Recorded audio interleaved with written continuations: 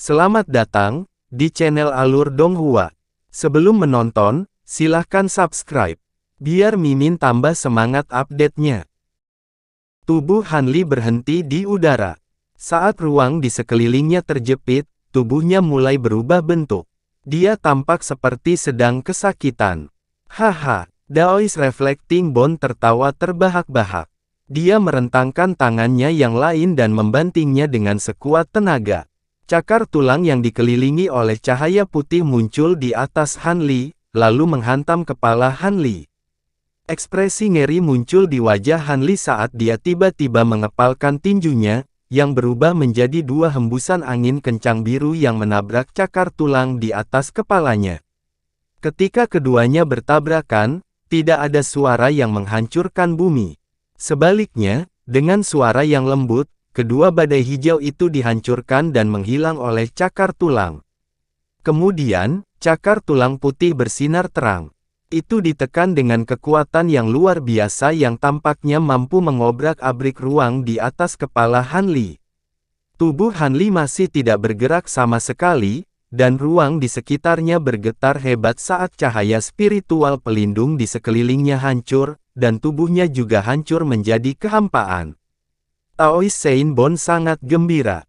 Lalu, wajahnya membeku. Adegan aneh muncul di depannya. Tubuh hancur Hanli tiba-tiba menyusut menjadi kacang merah, di mana setetes esensi darah emas menguap menjadi gumpalan asap putih. Bagian lain dari topeng kelinci aliansi ketidakkekalan perlahan jatuh dan melayang ke bawah. Hampir pada saat yang sama, ke arah lain yang jaraknya ratusan ribu mil, tubuh si Chuan Kong juga dihancurkan oleh cakar tulang putih. Situasinya persis sama. Setelah Daoist Sein Bone menarik avatarnya, wajahnya menjadi sangat suram. Dia melihat Marquis of Blood Drop yang dikelilingi oleh menara Jingguan. Dia berada di domain roh merah gelapnya. Dia tidak mencoba melarikan diri. Dia terlihat sangat tenang. Untuk bisa membuat avatar palsu di level ini. Bahkan aku tertipu. Kamu hebat. Aku tidak dalam suasana hati yang baik. Jika Anda ingin hidup, beritahu saya sekarang. Kemana perginya tubuh asli mereka? Kota Sijia, kota Yuliang, atau kota Guyang? Daoist Sein Bone menghela nafas panjang dan menekan amarahnya. Kota-kota yang dia sebutkan adalah semua kota yang tidak terlalu jauh dari kota hutan belerang dan dapat berteleportasi ke kota Chuyu.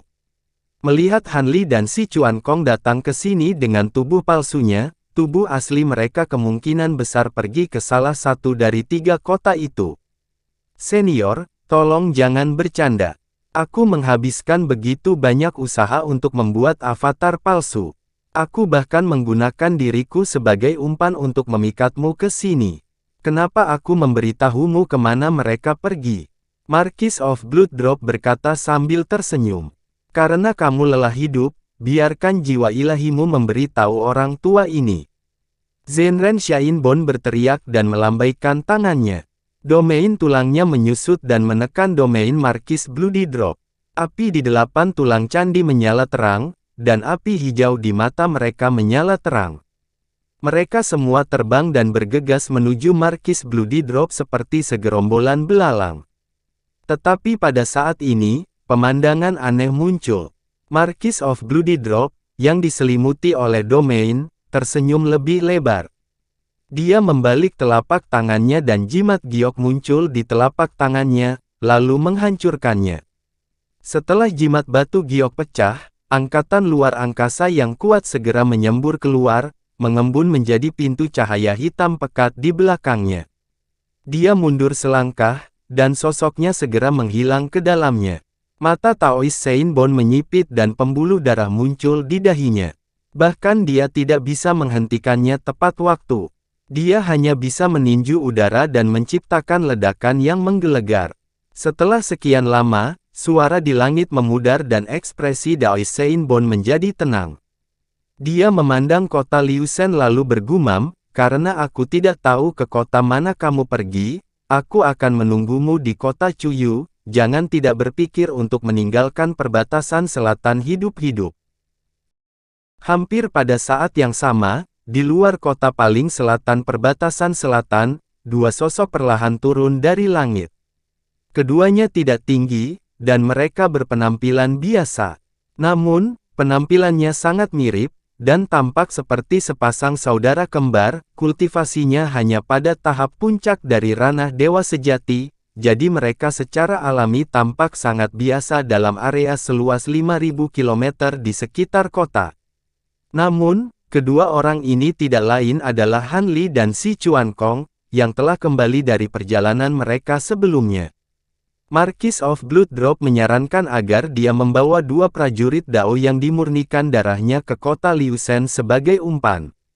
Dia menyuruh Han Li dan Si Chuankong untuk pergi ke kota Sijia dan berteleportasi ke kota Chuyu. Han Li merasa bahwa tindakan ini membawa sejumlah risiko. Kota-kota lain, termasuk kota Sajia, tidak jauh dari kota hutan belerang. Jika Daoist Radiant Bone mengejar Marquis dan Marquis Blood Drop, Han Li akan memiliki kekuatan untuk mengejar mereka di kota-kota lain.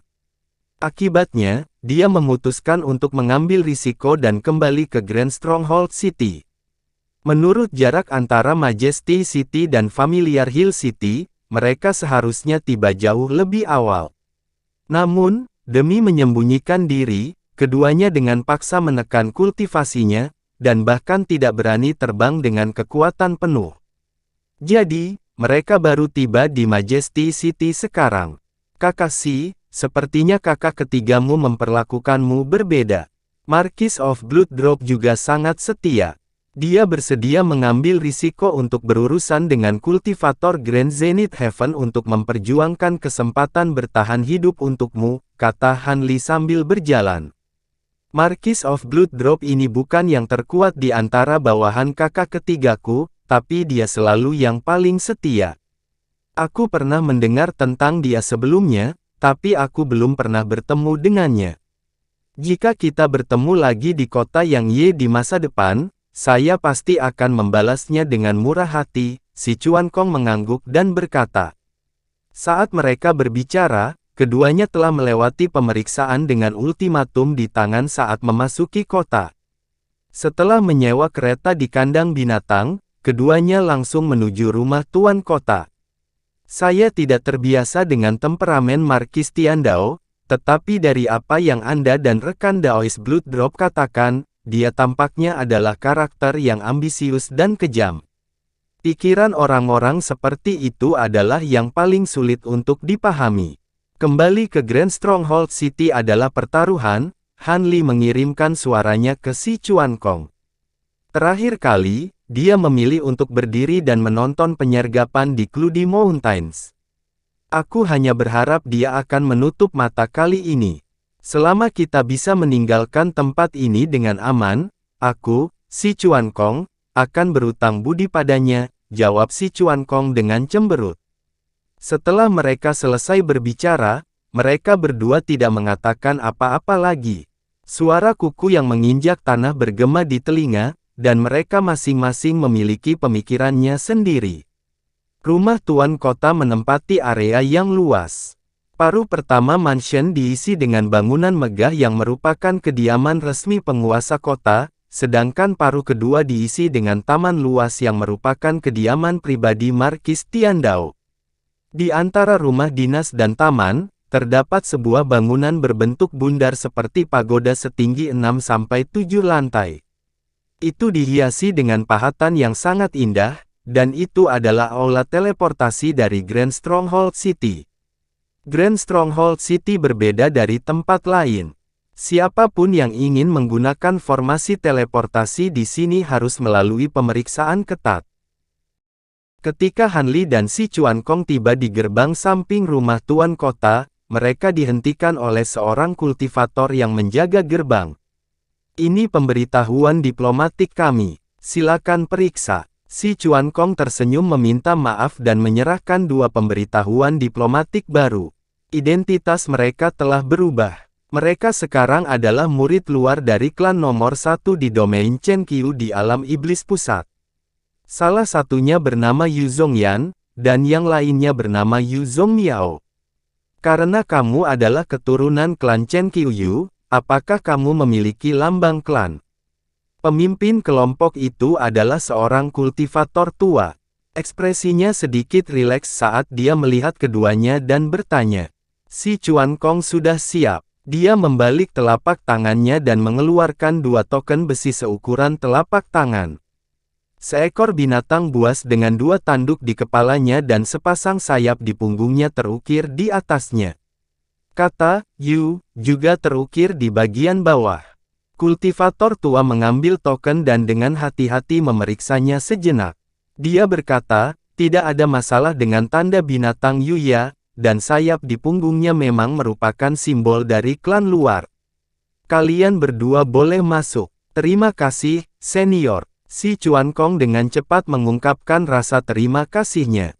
Dia menyingkirkan pemberitahuan diplomatik dan lambang klan dan dengan cepat berjalan ke gerbang samping bersama Han Li. Ketika keduanya melewati gerbang, formasi deteksi di atas mereka sedikit berkedip. Lampu peringatan merah di atasnya tiba-tiba menyala.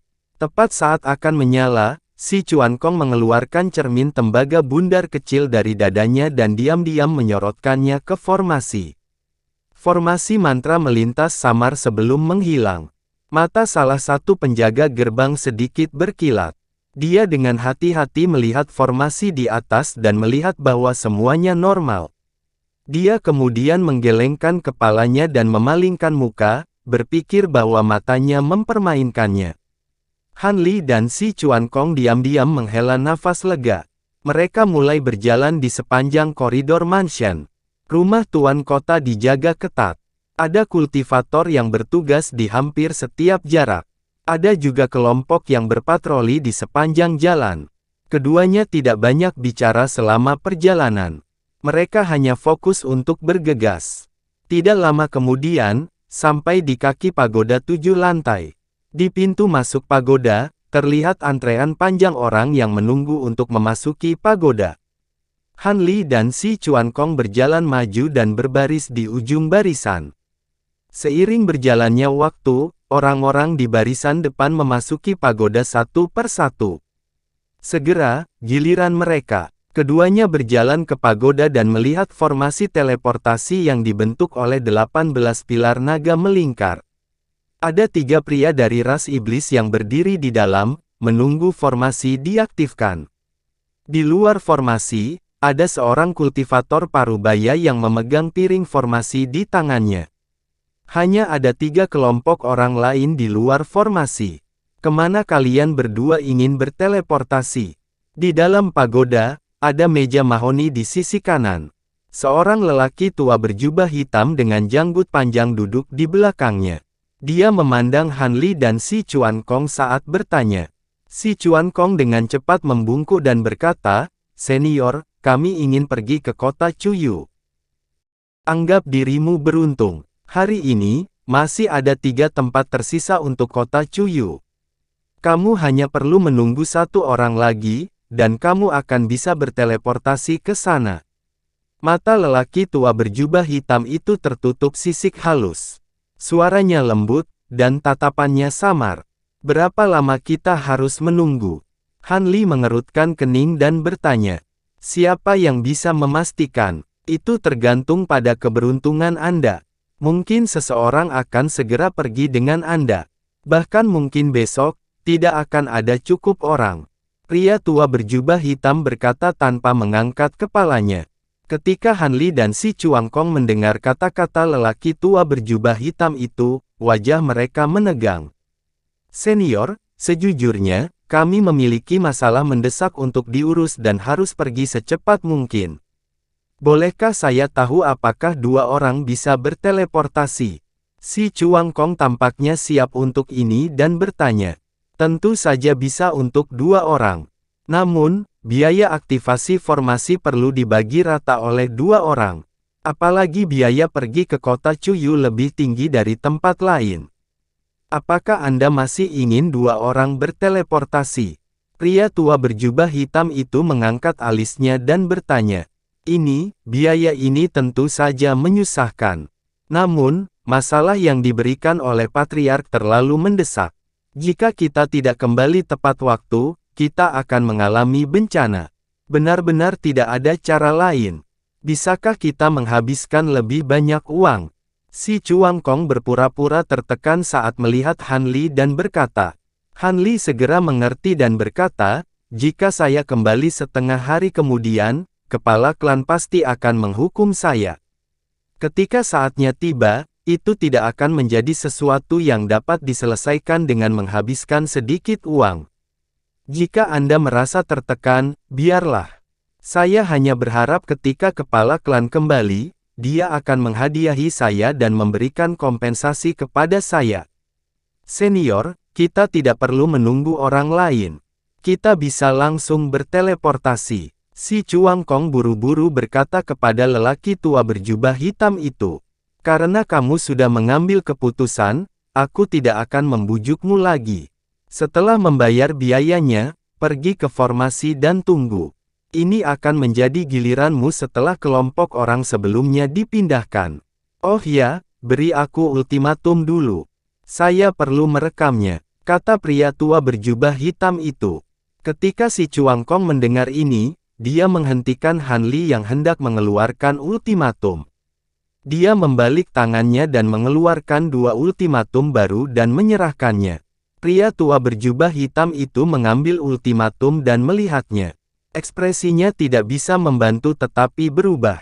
Dia buru-buru berdiri dan membungkuk saat dia berkata, "Ah, jadi Anda adalah pengikut Adipati Lo Heng. Orang tua ini telah kasar.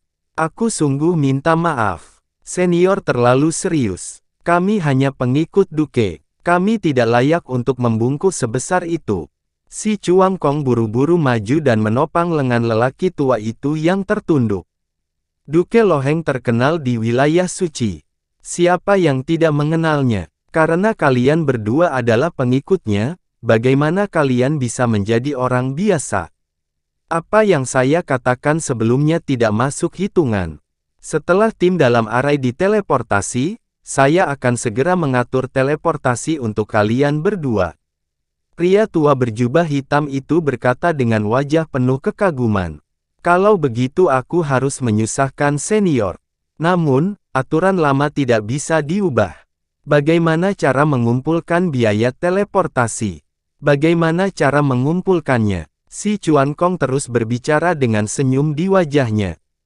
Ketika lelaki tua berjubah hitam itu melihat betapa bijaksananya si Chuan Kong, tidak hanya memberinya wajah, tetapi dia tidak mempersulitnya sedikit pun, wajahnya langsung dipenuhi dengan senyum bahagia, dan dia merasa bahwa jarak antara dia dan tuan itu telah sedikit menyempit. Kalau begitu aku akan menerima undanganmu. Pria tua itu tersenyum. Mencurigakan, Han Li mentransmisikan ke si Chuan Kong, siapa Duke Luo Heng ini? Bagaimana dia bisa menyebabkan perubahan besar pada sikap lelaki tua itu? Si Chuan Kong tersenyum dan menjawab, Duke Luo Heng tidak lain adalah saudara laki-laki ketiga saya. Apakah saudara ketigamu memiliki gelar bangsawan? Han Li bertanya melalui transmisi suara. Tidak buruk. Ayah selalu sangat berhati-hati dalam masalah bangsawan. Bagaimanapun, itu membutuhkan pencapaian militer yang nyata. Di antara banyak saudara laki-laki dan perempuan saya, hanya sebagian kecil dari mereka yang memiliki gelar bangsawan. Di antara mereka, yang memiliki gelar tertinggi adalah kakak tertua saya, si Zhan Feng, yang merupakan Raja Ling Biru. Berikutnya adalah saudara laki-laki ketiga saya yang dianugerahi gelar Adipati Luo Heng, dan kemudian saudara perempuan kelima saya yang dianugerahi gelar Adipati Yu Lin Lin, si Jingyan. Adapun yang lainnya, mereka paling banyak adalah Marquise, si Chuan Kong mentransmisikan. Dari kata-kata lelaki tua berjubah hitam itu, tampaknya gelar Adipati Luo Heng dari kakak ketigamu sedikit berbeda. Apakah ada alasan untuk ini? Han Li bertanya lagi. Sebenarnya, tidak ada yang istimewa. Meskipun mereka berdua adipati, jumlah perdikan dan posisi bangsawan berbeda.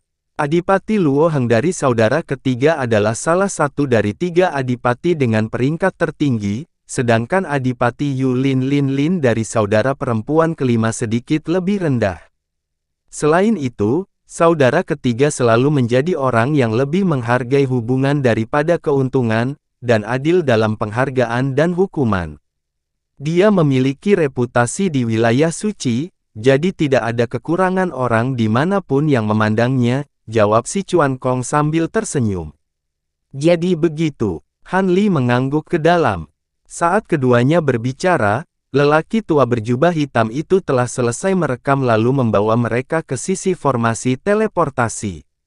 Setelah memberikan beberapa instruksi kepada pembudidaya yang bertanggung jawab atas formasi teleportasi, dia pergi dan kembali ke mejanya.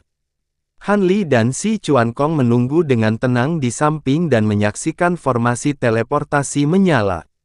Tepat pada saat ini, si Chuan Kong dan Han Li saling melirik, dan ekspresi keduanya berubah. Seperti yang diharapkan, dia menyusul. Itu hampir, gumam si Chuan Kong. Untungnya, itu hanya 2 tetes esensi darah. Tapi itu juga berarti rencana Markis berhasil, kata Han Li perlahan. Si Chuan Kong mengangguk dan berkata, hehe, orang tua itu mungkin melewatkan targetnya. Kita akan segera pergi setelah mencapai kota Chuyu, jadi dia tidak akan bisa mengejar. Aku ingin tahu bagaimana keadaan Markis. Lagi pula, dia benar-benar kultivator Grand Zenith Heaven, kata Han Li dengan cemas. Setelah mengatakan itu, keduanya terdiam. Cahaya dalam formasi teleportasi meredup. Mereka bertiga telah diteleportasi. Setelah kultivator yang bertanggung jawab atas formasi teleportasi mengganti batu ajaib yang dibutuhkan untuk formasi teleportasi, dia mulai memutar pilar naga di sekitar formasi. Saat formasi teleportasi selesai, dia memanggil Han Li dan si Chuan Kong ke dalam formasi.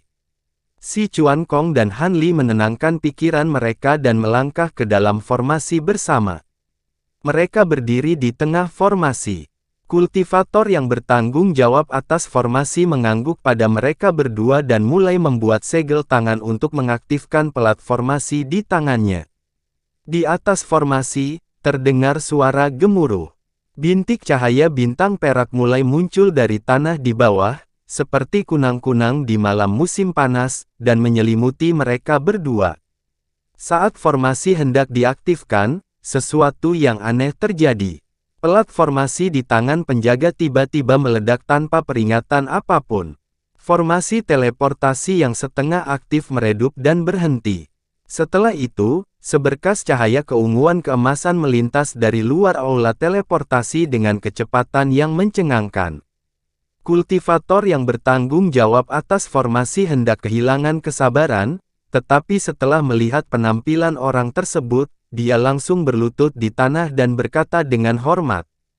Bawahanmu menyapa Tuan Kota. Orang-orang lainnya di aula, kecuali Han Li dan si Chuan Kong, semuanya berlutut di tanah. Han Li mengerutkan kening dan menatap pria parubaya berjubah ungu emas. Dia melihat alis pria parubaya yang seperti pedang itu miring ke pelipisnya, matanya seperti lonceng tembaga, hidungnya tinggi dan sedikit bengkok, dan bibirnya tipis seperti pisau. Markis, tidak bisakah kamu menutup mata dan berpura-pura tidak melihatnya? Si Chuan Kong bertanya dengan senyum masam. Aku sudah membiarkanmu pergi sekali. Kamu seharusnya tidak kembali. Aku sudah melakukan yang terbaik. Markis Tiandao menghela nafas dan berkata, apakah benar-benar tidak ada ruang untuk negosiasi? Si Chuan Kong bertanya dengan sedikit enggan. Markis ini menangkap penjahat. Semua orang yang tidak ada hubungannya dengan itu, segera keluar. Jaga bagian luar dengan benar. Tidak ada yang diizinkan untuk mendekat, dan mereka yang tidak patuh akan dibunuh tanpa belas kasihan. Markis Tiandao tidak menjawab, dan dia hanya menginstruksikan dengan dingin. Pada saat yang sama, seuntai energi iblis yang kuat melonjak keluar dari tubuhnya, dan itu membawa aura tangguh dari seorang kultivator alam dewa emas tahap menengah saat itu menyapu semua orang. Seketika, orang-orang yang menunggu untuk diteleportasi ketakutan, dan mereka bergegas keluar. Adapun 2 kultivator dari City Lord's Estate, mereka buru-buru mundur dengan ekspresi rumit, dan mata lelaki tua berjubah hitam itu dipenuhi teror. Saat dia melihat si Chuan Kong lagi, hanya kebencian yang tersisa di matanya. Semua orang bergegas untuk melarikan diri ke halaman depan perkebunan tuan kota, dan kemudian mereka tidak bisa menahan diri untuk tidak melihat ke belakang. Setelah menunggu beberapa saat, mereka tiba-tiba mendengar ledakan besar, dan kemudian seutas energi jahat ungu kehitaman dalam bentuk naga melesat ke langit. Itu dibebankan ke awan di langit dan membubarkan semua awan di langit. Menara teleportasi di bawah bahkan meledak dengan keras, dan langsung berubah menjadi bubuk. Gelombang udara yang luar biasa menyapu ke arah sekitarnya, dan itu praktis langsung tiba di halaman depan. Lebih dari 10 bangunan megah dan indah terkena dampaknya, dan runtuh berturut-turut. Para penjaga yang bertugas di halaman depan menyadari ada sesuatu yang salah, dan mereka buru-buru bergerak. Mereka membentuk formasi untuk melawan satu sama lain, dan baru setelah itu mereka mencegah seluruh perkebunan tuan kota dihancurkan sepenuhnya oleh gempa susulan yang hebat. Tepat ketika kerumunan berkumpul, sosok Markis Tiandao tiba-tiba terbang keluar dari reruntuhan menara teleportasi. Dia melirik semua orang dengan ekspresi bermusuhan, dan kemudian dia tidak mengatakan apa-apa sebelum kembali ke taman di belakang. Pria tua berjubah hitam itu awalnya berpikir bahwa dia pasti akan dihukum oleh tuan kota, dan dia sudah siap untuk mati. Namun pada akhirnya, dia aman dan sehat, dan bahunya tidak bisa menahan diri untuk tidak gemetar saat dia menangis karena gembira.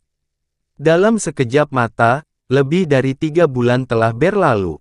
Kota Chuyu, di dalam perkebunan tuan kota. Di gedung berkubah besar, ada formasi teleportasi yang sangat besar. Cahaya perak menyala, dan beberapa sosok muncul darinya. Setelah jeda singkat, mereka keluar dari formasi dan keluar dari aula. 2 lelaki tua berambut putih duduk di belakang meja di pintu masuk aula. Salah satu dari mereka mengenakan jubah Taois berwarna hijau tua, dan dia berpenampilan seperti orang bijak. Namun, ekspresinya agak muram saat dia menatap orang-orang yang keluar dari formasi. Orang ini tak lain adalah Daoist Master Reflecting Bone. Dia telah menunggu Han Li dan rekannya di sini selama lebih dari 3 bulan. Orang-orang yang baru saja keluar dari formasi merasa sangat tidak nyaman di bawah tatapannya. Meskipun marah, mereka tidak berani menunjukkannya, dan hanya bisa mempercepat langkah dan pergi dengan tergesa-gesa. Orang yang duduk di sebelah Daoist Master Reflecting Bone adalah Golden Immortal dengan tanduk emas di kepalanya. Dia awalnya bertanggung jawab untuk mencatat informasi dari mereka yang menggunakan formasi dan mengumpulkan biaya teleportasi. Selama 3 bulan terakhir, dia juga sangat terganggu. Golden Immortal tua ragu-ragu sejenak sebelum berkata, "Senior Reflecting Bone, sudah lama sekali. Jika orang yang kamu tunggu akan datang, mereka pasti sudah lama datang. Saya pikir mereka mungkin tidak berteleportasi ke kota Chuyu. Mungkin pergi ke kota lain," kata Golden Immortal tua setelah ragu-ragu. Daoist Master Reflecting Bone menghela nafas panjang dan menghela nafas, "Lupakan saja, sepertinya kita ditipu lagi." Dewa Emas Tua tidak tahu siapa yang ditunggu oleh Master Daoist Reflecting Bone, jadi dia bahkan lebih bingung ketika mendengar apa yang dikatakan Master Daoist Reflecting Bone. Namun, dia tetap diam, dan tidak menunjukkan niat untuk bertanya. 3 bulan yang lalu, Tuan Kota telah mengatakan kepadanya bahwa tidak peduli apa yang ingin dilakukan guru refleksi tulang Daoist, dia tidak boleh menghentikannya, juga tidak dengan sengaja membantunya, juga tidak mengajukan pertanyaan karena penasaran. Daoist Master Reflecting Bone perlahan berdiri dan berkata, "Terima kasih Tuan Kota Ouyang untuk saya. Saya akan mengunjunginya di kediaman Tuan Kota lain hari." Golden Immortal tua dengan cepat berdiri dan berkata, "Jangan khawatir, senior. Saya pasti akan menyampaikan pesannya." Daoist Master Reflecting Bone melirik formasi teleportasi lagi, lalu mengibaskan lengan bajunya dan melangkah keluar dari aula.